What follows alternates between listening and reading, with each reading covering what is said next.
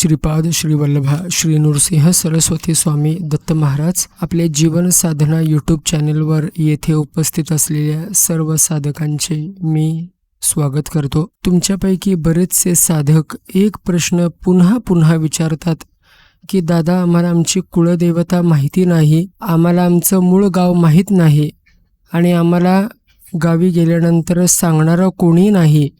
तर मग आता कुळदेवता माहीत नसेल आणि कुळदेवतेचा जर त्रास होत असेल तर मग त्या संदर्भात काय करायचं? हा व्हिडिओ शेवटपर्यंत श्रवण करा। तुम्हाला एक अशी सोपी विधी सांगतो। विधी सोपी जरी असली तरी सुद्धा वेळ तुमचा जाणार आहे। आजपर्यंत बरेच महिने, बरेच दिवस, बरेच वर्ष तुम्ही त्रासातून जात आहात।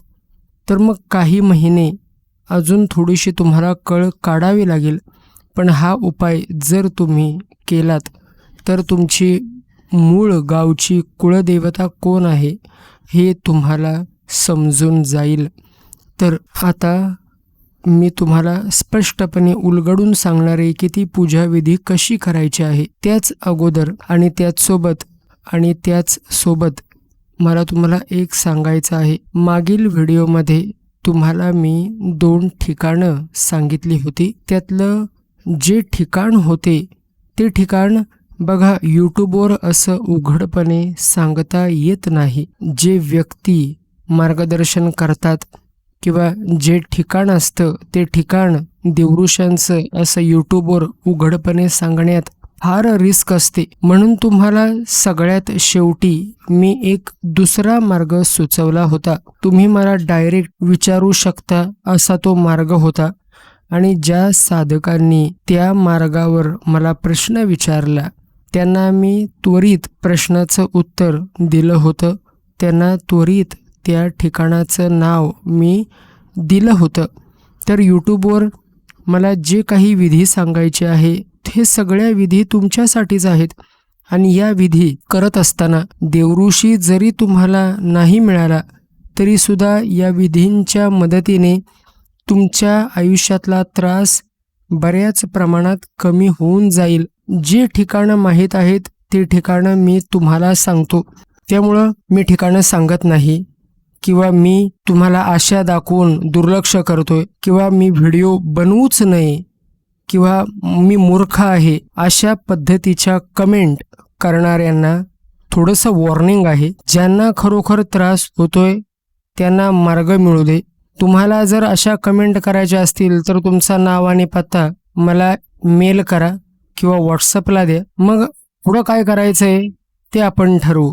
आता मूळ विषयाला मी हात घालतो। तुमच्यापैकी बऱ्याच जणांना आपली कुळदेवता माहीत नाही। काही लोकांचे पूर्वज जी त्यांची जुनी गावं आहेत ती सोडून गेलेले असतात, म्हणून गाव बदलल्यामुळं त्यांना देखील कुळदेवतेचं ज्ञान नसतं। अशा सर्व साधकांसाठी हा व्हिडिओ असणार आहे।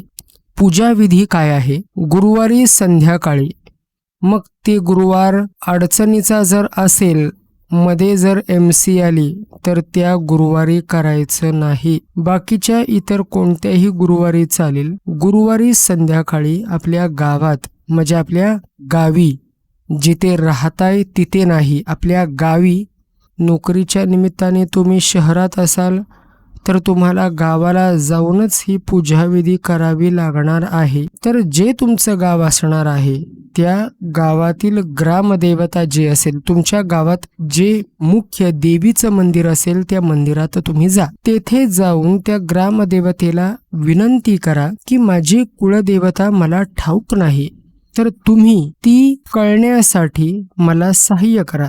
ग्रामदेवताच जर तुमच्या गावाला नसेल, आणि असं कधीही होत नाही, प्रत्येक गावाला ग्रामदेवता असतेच। मग तुम्ही एवढे जरी निर्दोष असाल, इनोसंट असाल की तुम्हाला माहितीच नसेल की तुमच्या गावाला अशा ठिकाणी आणि इथे देवीचं मंदिर आहे, तर तुमच्या गावात जे कोणत्या देवीचं मंदिर असेल अशा देवीच्या मंदिरात तिथं जावं। प्रत्येक देवी ही आदिशक्तीचा अंश असते हा मनात निर्णय ठाम करूनच देवीच्या मंदिरात जायचं आहे. तिला तिथं विनवायचं की मला माझी कुळदेवता माहीत नाही, मी बराच प्रयत्न केला, मला कोणीही मार्गदर्शन करणारं मिळालं नाही, तर आता तुम्ही मला या मार्गावर वाटचाल करायला मदत करायची. आणि त्याच्या दुसऱ्या दिवसापासून असा शब्द बोलल्यानंतर देवीची ओटी भरा, ओटीला जे काही साहित्य लागतं ते तिथं द्यायचं, तिथं ओटी भरायची, कौल लावण्याची आवश्यकता नाही आणि तिथून घरला यायचं. दुसऱ्या दिवशी म्हणजे शुक्रवारपासून सकाळी किंवा रात्री एकच वेळ निश्चित करावा आणि ओम ह्रीम क्लीम श्री कुलस्वामिनी जागृताय नमः या मंत्राचा 3 माळ, 5 माळ किंवा 9 माळ रोज जप करावा. फक्त शुक्रवारी जप केला मला माहीत नाही, मी फक्त गुरुवारी जप केला, फक्त शुक्रवारी किंवा शनिवारी जप केला कारण फक्त तो देवीचा वार होता, अशी गोड कारणं सांगणारी माणसं मला यापूर्वीही भेटलेली आहेत. त्यामुळं अशा गोड माणसांना माझी हात जोडून विनंती आहे की दुसऱ्या दिवसापासून कंटिन्यू 3 माळ करा, 5 माळ करा किंवा 9 माळ करा. मगाशी जो मंत्र सांगितला त्या मंत्राचा कंटिन्यू जप एकाच ठराविक वेळेला करायचा. बसण्यासाठी चटई घ्या, लाल आसन असेल तर उत्तम, घोंगडी असेल तर अतिउत्तम, पण जप करण्यासाठी रुद्राक्षाची माळ, स्फटिक माळ, कमलगट्ट्याची माळ यापैकी कुठलीही माळ घ्या, चालणार आहे. हात जोडून जप करायचा नाही, माळ असायलाच हवी. आणि जप करते वेळेस तुमचं जे गोड असं मुख आहे ते मुख उत्तर दिशेला किंवा पूर्व दिशेला असायला हवं. दर शुक्रवारी तुमच्या घरात जी देवी असेल, ज्या देवीची पूजा तुम्ही करत असाल किंवा तुमच्या देव्हाऱ्यात जी देवी असेल, मग ती सातियासरा असू दे, आंबाबाई असू दे, भैरी भवानी असू दे, सातेरी असू दे, त्या देवीला गजरा अर्पण करायचा. शक्य असेल म्हणजे तुम्ही जर गावी वास्तव्य करत असाल तर गावच्या देवीच्या मंदिरात जाऊन तिथं प्रत्यक्ष गजरा अर्पण करा किंवा शहराच्या ठिकाणी असाल तर तिथे गजरा अर्पण करा. अडचणीचा काही विषय नाही. असं तुम्हाला 6 महिने तरी बाळांनो करावं लागणार आहे. त्यामुळं एखादा देवऋषी मिळवण्यासाठीचा अट्टहास करत न बसता हे उपाय आजच करायला घ्या. 6 महिने केल्यानंतर दृष्टांत तुम्हाला पडेल.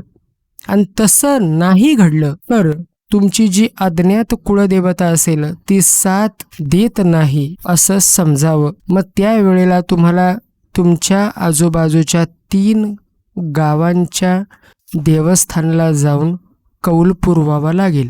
हे 6 महिन्यानंतरच करायचं. ज्यांना आपली कुळदेवी माहीत आहे पण तिचा मंत्र माहीत नाही त्यांनीही या मंत्राचा जप केला तरी चालतो. कुळदेवता ही कुळाची आई आहे आणि कुळदेव हे कुळाचे पिता आहेत. कुळदेव जर माहीत नसेल तर खंडोबा कुळदैवत समजावे, कारण ते शिवाचे अवतार आहेत आणि महादेवांपासूनच इतर कुळदेव निर्माण झालेले आहेत. म्हणून जो काही मार्ग तुम्हाला मी सांगितला आहे त्या मार्गावर निश्चिंतपणे बिनधास्तपणे वाटचाल करावी ही मी तुम्हाला विनंती करतो. तुमच्या जर काही शंका असतील, तुमचे काही प्रश्न असतील, शिवीगाळ न करता कमेंटमध्ये तुम्ही सांगू शकता.